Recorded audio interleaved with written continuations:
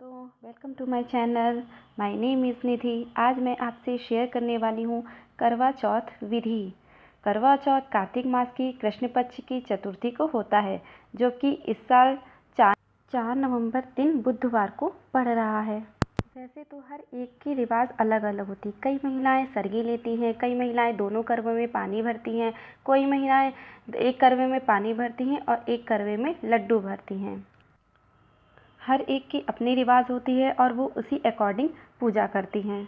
मैं जिस तरह से पूजा करती हूँ वह विधि आपसे शेयर करूँगी, तो प्लीज़ मेरे चैनल को सब्सक्राइब करिए, लाइक करिए एंड ज़्यादा से ज़्यादा शेयर करिए। चलिए मैं पूरी डिटेल और बहुत ही ईजी वे में आपको बजे से ही स्टार्ट हो जाता है। पूरी रात बिना खाए पिए रहना होता है और सुबह करवा चौथ की मॉर्निंग में उठकर आप स्वच्छ कपड़े नहा धोकर स्वच्छ कपड़े पहनकर जैसे आप डेली रूटीन फॉलो करते हैं उसे फॉलो करें। निर्जला व्रत रहकर पूरे विधि विधान से पूजा की तैयारियों में लग जाएं। इस दिन महिलाएं कढ़ी चावल बनाती हैं, चंद्रमा को लगाती हैं और कढ़ी चावल के साथ साथ आपको फरे बनाने चाहिए। फरे इट मीन्स आटे की छोटी छोटी गोलियां बना लीजिए, जिसको आप चावल के साथ ही पका लीजिए।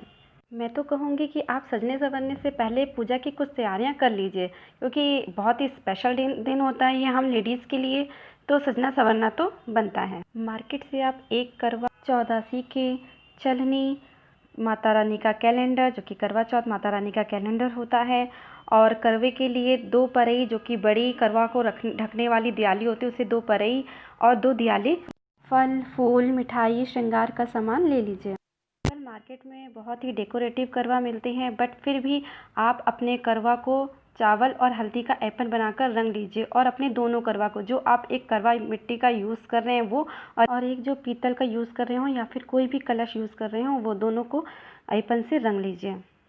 करवा माता की फ़ोटो लगाइए, दोनों करवा रखिए। एक पूजा वाला कलश बनाइए जिसमें पानी भर कर रखिए, थोड़ा सा अक्षत उसके अंदर और फूल डालकर उसको रखिए। उसके ऊपर अक्षत वाली कटोरी रखिए और दिया जलाकर गौरी गणेश के नाम का वो कलश रखिए और पूजा वाली गौर रखिए, जिससे कि हम पूजा करने के बाद उसी में से सुहाग लेंगे। दोनों करवा के अंदर 4-4 लड्डू डालिए, जिसे कि हम पिन्नी भी कहते हैं। घर में मम्मी लोग पिन्नी बनाती हैं, आप बाज़ार से भी मार्केट से मंगा सकती हैं। थोड़ा अच्छा तो फूल डालकर आप अपने करवा को परई या बड़ी दियाली से ढक दीजिए।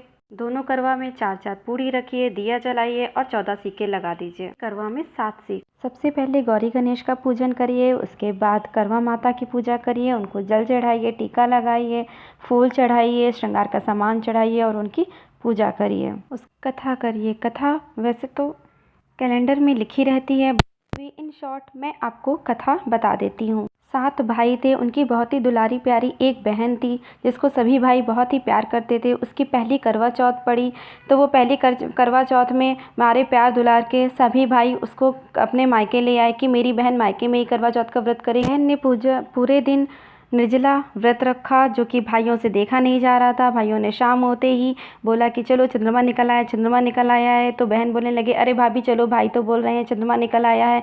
भाभी समझ गई ये तो सिर्फ भाइयों का प्यार। उसने बहुत समझाया बहन को, पर वो नहीं समझी और पूजा करने के लिए अपने भाइयों के साथ चली गई। एक भाई पेड़ के पीछे चलनी लेकर दिया रखकर चलनी खड़ा हो गया। पाठ करी विधि विधान से और पूजा करके जैसे ही अन्न ग्रहण करने के लिए आई, जैसे ही उसने पहला कौर तोड़ा उसमें से बाण निकल आया, दूसरा कौर तोड़ा उसमें से कांटा निकल आया, जैसे ही तीसरा कौर तोड़ा तो ससुराल से खबर आ गई कि उसके पति का देहांत हो गया है। बहुत ही दुखद समय था उसके लिए। भाभीियों ने उसको समझाया कि आपके भाइयों ने आपको चलनी से चंद्रमा दिखाया है, आपको इतना वो प्यार करते हैं, आपको भूखा पैसा नहीं देख सकते थे इसलिए, और आपने उसकी ही पूजा कर ली है। बहन ने अपने पति के शव के साथ पूरे 1 साल तक निर्जला व्रत रखा और बहुत ही कठिन तपस्या करी, और जब अगले साल करवा चौथ का व्रत आया तब उसने विधि विधान से पूजा करी और उसकी इस तपस्या से प्रसन्न होकर करवा चौथ महारानी ने उसे वरदान दिया। तब से ये करवा चौथ व्रत रखा जाने लगा और जैसे ही उसके पति की दीर्घायु हुई, माता रानी प्रसन्न हुई, वैसे ही सबके पति की लंबी आयु हो। कथा के बाद आप अपने करवा की अदला बदली करिए 7 बार। आप अगर आपके साथ कोई और पूजा कर रहा है तो उसके करवा के साथ, जैसे आपकी देवरानी आपके साथ बैठी है तो आप बोलिए मेरे और करवा देवरानी के करवा की अदला बदली। अगर आप अकेले पूजन कर रही हैं तो आप बोलिए मेरे और गौर के करवा की अदला बदली। 7 टाइम आपको ऐसा करना है। अपने राइट हैंड से 7 टाइम गौर में सिंदूर चढ़ाइए और अपने लेफ्ट हैंड से 7 टाइम अपनी मांग में सुहाग लीजिए। ये अब बताते हैं आपको चंद्र पूजन। पूजा का थाल सजा लीजिए और आप एक करवा और उसके साथ 7 सीख और एक दिया अपने साथ लेकर छत पर जाइए। करनी हो वहाँ थोड़ा सा ज़मीन को आप साफ़ कर लीजिए पानी से और वहाँ पर ऐपन से चंद्रमा बनाइए। जो आपने ऐपन से चंद्रमा बनाया है उसकी जल अक्षत फूल चढ़ाकर पूजा करिए और साथ में कढ़ी चावल और फरे का भोग लगाइए जो आपने बनाया था। आप आकाश के चंद्रमा की पूजा करिए, फल फूल मिठाई जल चढ़ा करके अच्छे से पूजन करिए। फिर चंद्रमा को अर्घ दीजिए। आप 7 सीख लीजिए और किसी से अपने हाथ में पानी डलवाइए। अगर स्पेशली वो पानी अगर आपके हस्बैंड डालें तो ज़्यादा अच्छा होता है, क्योंकि हम उन्हीं के लिए व्रत रखते हैं। तो अगर हस्बैंड इसमें अपना सपोर्ट करते हैं तो बहुत अच्छी बात होती है। आप अपने हाथ में एक सीख लीजिए, एक चांदी की पायल ले लीजिए और थोड़ा सा गुड़ लीजिए और अपने बाल की लट निकाल लीजिए।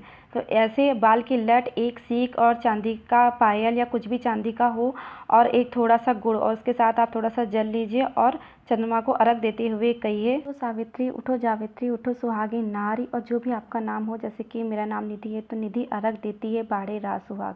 अगर आपका नाम प्रमिला है तो उठो सावित्री उठो जावित्री उठो सुहागी नारी, प्रमिला अर्घ देती है बाढ़े रात सुहाग।